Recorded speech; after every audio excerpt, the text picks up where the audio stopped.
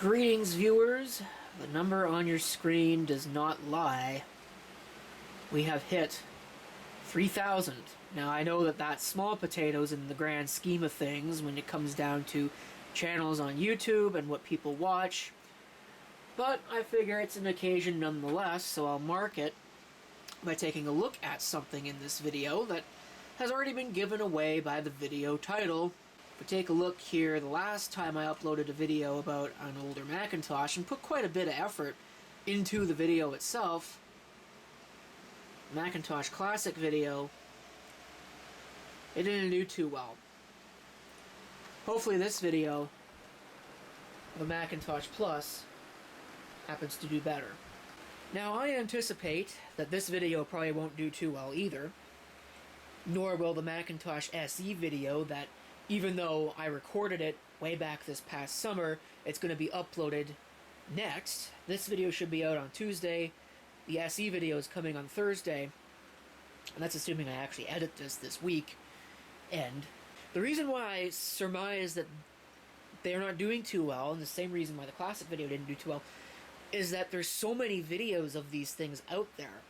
The compact Macintosh, in all of its different incarnations, has just got so many videos that it gets lost in the fold if there's nothing that really distinguishes it from any of the others. So I'm hoping that maybe with this Macintosh Plus video, it'll be a little bit more distinguished because I actually have the original box. I was hoping to actually fix my Apple HD20SC external SCSI hard drive, in order to do a proper demonstration with this, which is why it's taken me so long to actually get to it. But I think that's going to take a little bit more effort, and it's certainly on further down the list of things that need to get done at this point. So, and considering it's a momentous occasion, I might as well commemorate it with something interesting. And I happen to think that an Apple Macintosh Plus is fairly interesting, especially since we have the original box. Now, I must preface this with a caveat. I don't know if you'll actually be able to see it anywhere on here. Here's the address of who I presume the store, the computer store that would have bought this back in, what would it have been, 1986 for the Macintosh Plus? Doesn't really say on it. 15 of 31 went to this place. There's another sticker there. There's a serial number. And what I was told when I bought this is that the serial number didn't match the box, which is a little too bad, but not a big deal. And the box isn't necessarily in museum-grade condition anyway. This is the French-Canadian version. I have no idea what the difference is between them all. Go ahead and we open this up here, trying to be gentle with the box. There is the accessories pack. And then underneath this, let's see if I can go ahead and get this out here without causing too much of a problem. Underneath that, we can see a Macintosh Plus, or a compact Mac nevertheless, a power cord, and another curtain made of styrofoam. So, that is all that's in here. There's no manuals or anything else that's loose in the box. So I'm going to go ahead and get this cleared up, and we'll take a look at all this stuff. Ah, there it is. In all of its glory. The Macintosh Plus.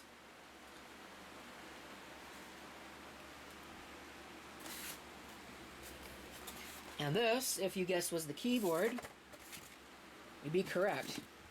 And again, it is the French-Canadian keyboard, but it's got the numeric keypad on it.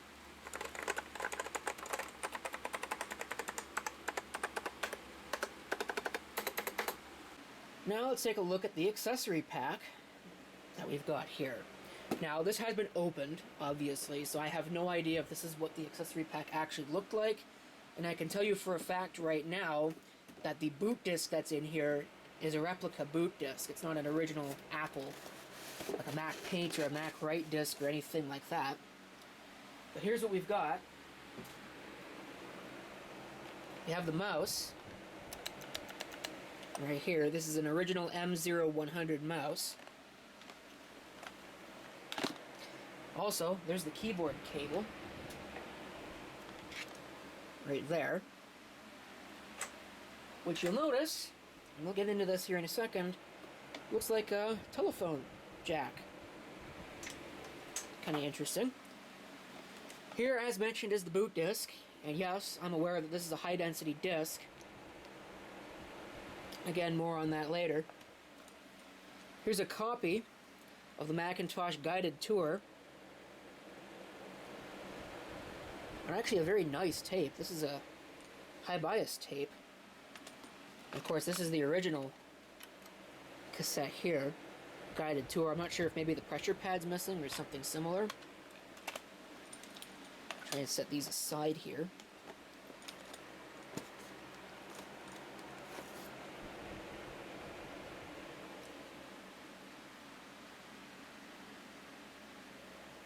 I'll probably go ahead and I'll scan this in. This looks like the little fold-out that came with it when it was new. Hopefully that doesn't blow away. This is the unpacking guide. That's what it would have come with. So as you can see, I'm missing quite a bit here. I don't have all of the diskettes, which is unfortunate, but that's okay. So there's a guided tour diskette, which I might actually have in my collection somewhere.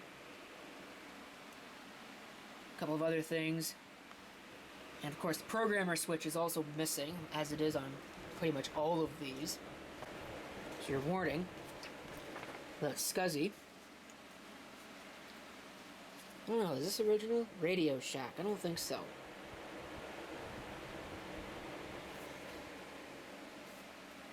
It's probably something else. There's a diskette label right there. That is probably original. I don't know what this is. Oops. Looks like a diskette, but it's not. It's like a fold-out or something. More labels, unless those are the same ones I just grabbed. Dot matrix printer from Star Micronics. Here's another diskette. No idea what's on that one. Again, high density diskette. And then the other thing that's in here,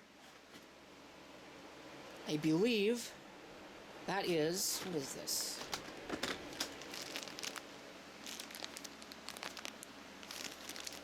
I have no idea. Is that an RS-232 cable by some chance? There's a 9-pin connection there. And what looks like... I don't know how many pins that is. It's bigger than a MIDI port. So it's bigger than a DB15. Here is the Macintosh Plus system unit. Introduced in 1986, January of 1986, the Macintosh Plus basically looks, and for the most part feels, just like its earlier brethren, the Macintosh 128 and the Macintosh 512. Of course, the original Macintosh and the 512 after it shipped with 400 kilobyte single-sided floppy drives, which is kind of an oddity for the 3.5-inch format, at least if you come from the PC world like I do. And that you really never saw the single-sided format for 3.5-inch floppies, but Apple certainly used it. The Macintosh Plus is the first model to come with an 800 kilobyte double-sided floppy drive. Still the same basic drive as the 400K, it's just double the capacity because it's got heads on both sides of the disk instead of just on one. Before I continue, I want to point out something else that's a benefit on these older Macintosh models, and that is this battery compartment here. I should probably pull this out because I'm pretty sure that it's dead. But you can see there it's an easily user-accessible battery, and it is a AA. This is much better than the lithium batteries that they used later, or sorry, the lithium thionyl chloride batteries that were soldered directly to the board, which when they leaked, it generally spelled the end of the computer. In this case, you could probably clean that up, or worst case scenario, just replace the holder. One of the major upgrades of the Macintosh Plus over earlier models is, of course, its 1 megabyte of memory. But not just that. The Macintosh Plus is technically the first real expandable Macintosh. Now, sure, you could buy printers, you could buy modems, you could buy full external floppies, you could even buy a hard drive that plugged into the floppy connector that you could use with the older model Macintoshes, the 512 and the 128. But this right here is a SCSI port, which would allow you to connect quite a bit more. Scanners, hard drives, it's mostly used for hard drives. You could even hook this computer up to other computers with that SCSI port, although it is worth noting that that is not an official SCSI port. And what I mean by that is the Macintosh Plus actually came out before the official SCSI specification was finalized. So there are a few incompatibilities there. And the expansion doesn't end there either. Inside, instead of using soldered memory like previous models of the Macintosh, the Plus has 4 256 kilobyte SIMs by default, bringing you the total of 1 megabyte. And you could actually open this up and expand it with up to 4 1 megabyte SIMs to give you a total of 4 megabytes. I mentioned earlier that the Macintosh Plus has a larger ROM than previous Macintosh models, 128 kilobytes to be exact. And that includes support for SCSI, of course, the 800 kilobyte floppy drive, and also Apple's new hierarchical file system, or HFS, which allowed for true directory support. The original Macintosh file system, as was used on the 128 and the 512, did not really support folders. Kind of an interesting thing to think about. But when you think about it as well, it seems like an odd thing to put file folders inside of file folders in the real life. So maybe they were onto something there, I don't know. But HFS supports true directories, you can have subdirectories. You could have folders with Macintosh file system, but it was just one level of folders. So technically everything was on the same directory, it was just that there were pseudo subdirectories, and you could have things underneath one level, even though it technically wasn't under one level at all. You'll notice this says Macintosh Plus on it, with an embossed Apple logo. And on the back, it says Macintosh Plus 1 megabyte. Now, I'm not 100% sure if this is one of the later Platinum models. I mean, it doesn't really look like it. It looks like it's, beige. Like, come on, focus. It looks like it's beige, like all the previous Macintoshes, although it's obviously quite yellowed, and even in this terrible lighting you can tell that it's quite yellowed. But I'm not sure, again, because it's quite yellowed. So it could have been Platinum at one time, and it's just aged to the point where it looks like it is no longer Platinum. Looks like there's a crack in the plastic there. That's a little unfortunate. I think it's on both sides. I think later models, where Apple shipped them with 2 and 4 megabyte configurations, it doesn't say Macintosh Plus X megabyte on the back, it just says Macintosh Plus. The other interesting thing is that you'll find a lot of Macintosh Plus systems that don't say Macintosh Plus on the front. They just have the Apple logo. And that is because they are actually Macintosh 512s, or 128s, that somebody has upgraded. Apple actually offered an upgrade kit with a new rear panel, because the spot for the logic board, the ports on the logic board on the back, is part of this rear case, so you'd have to replace the entire rear case, obviously a new logic board, and an 800 kilobyte floppy drive to upgrade an old system to a Macintosh Plus. And apparently they were quite popular, because at least most of the time when I see someone selling a Macintosh Plus, it doesn't say Macintosh Plus on it. For all of its improvements, it's still a compact Macintosh, and still very heavily related to the 128 and the 512. Now, it's not that that's a bad thing, but it does mean that even though it is a redesign of the Macintosh, I wouldn't really consider it a redesign. Rather, I would call it more of a revamp, a rethought of the Macintosh platform. It's not like it's a radical departure from everything like the Macintosh 2 was in its standard desktop form factor with a detachable monitor. It's still got a 9-inch monochrome display. I believe the resolution is 512 by 384. I think it's 4-bit grayscale as well. It's not monochrome, what they call 1 bit per pixel. It still uses the old style keyboard, as mentioned, with the RJ11 jack right there. I don't know if that is a true telephone cable and you can substitute a telephone cable or not. My gut tells me no, but it's there. Also underneath here is brightness control right there. That it still uses the same DB9 connector for the mouse. And it's not a serial mouse. I think, as I mentioned either in the classic video or in the upcoming SE video, that's a distinction a lot of people get wrong, and they end up causing problems and blowing up their Macintosh when they connect a serial mouse to that.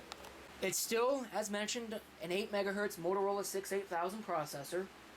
It's limited to 4 megabytes of memory maximum, even though 30-pin SIMs did get larger. You can get 4 megabyte 30-pin SIMs. But it will not support that for 2 reasons. Number one, there are only 22 address lines from the 68000 hooked up on this. And number two, the way that the ROM is designed, you only get a maximum of 4 megabytes of usable RAM anyway. The rest of the address lines are dedicated to other portions of the circuitry, the IWM, and all the other, the disk controller, the I/O controller, etc., etc. And the video controller as well. Can't forget about that. That was a limitation that plagued the Macintosh for a long time. You remember the phrase 32-bit dirty and 32-bit clean? That has to do with it. You can go ahead and you can look up memory management on the Macintosh if you want to know more. It's outside of the scope of this video because it doesn't really apply to the system. Because even if it had a better ROM that could address more memory, it's only got 22 address lines anyway. I also mentioned these have no fan. They've got plenty of ventilation holes up here at the top and on the sides. But I will note that there's none at the back, other than, I guess, those ones there. And, as mentioned, there's no fan. Steve Jobs had quite the thing about not having fans in computers. And that was a problem, because these newer Macintoshes generated too much heat. So they tended to burn themselves out after not long enough, for lack of a better way to put that. And some companies invented other products with external fans. If you ever heard of the Kensington System Saver, that was one such product that did that. Basically, it was a giant fan that would clamp on the back here. I think there might be some ventilation holes in the handle, and that's how the ventilation would have actually worked. And of course, these days, because these were introduced 40 years ago, the capacitors go bad, other parts of the logic go bad, things just generally fail. But this is a working example, or at least it was working when I first pulled it out of the box, and that would have been half a year ago, so it's anybody's guess as to whether or not it's going to work now. I hope it does, because it would be a real shame if I couldn't finish this video off with a demonstration. Okay, look at that. I barely have any space on my work area for this. Hopefully I've got enough room for the mouse to do its thing. Let's flip the power and see what happens. Oh, by the way, I learned something. The power cord that this came with is actually an official Apple power cable. I didn't know that until now. Pretty neat. I would have figured it'd be just a generic replacement. It's a chime. That's a good sign. Oh, crap.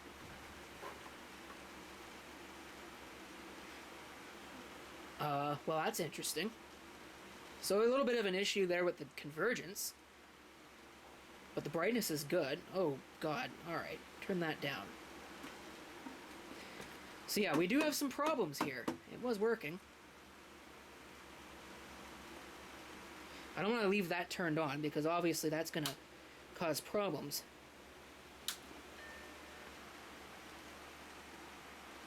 I don't know why I have an issue with that all of a sudden. It's kind of too bad. Well, unfortunately, I guess we're just not going to have that demo. And I get a chime, and it seems like electronically it works just fine. I have half the screen folded over. And I'm not really sure if the pixels are corresponding to the proper things. I gotta keep this really low, because I obviously don't want to burn a line with the CRT.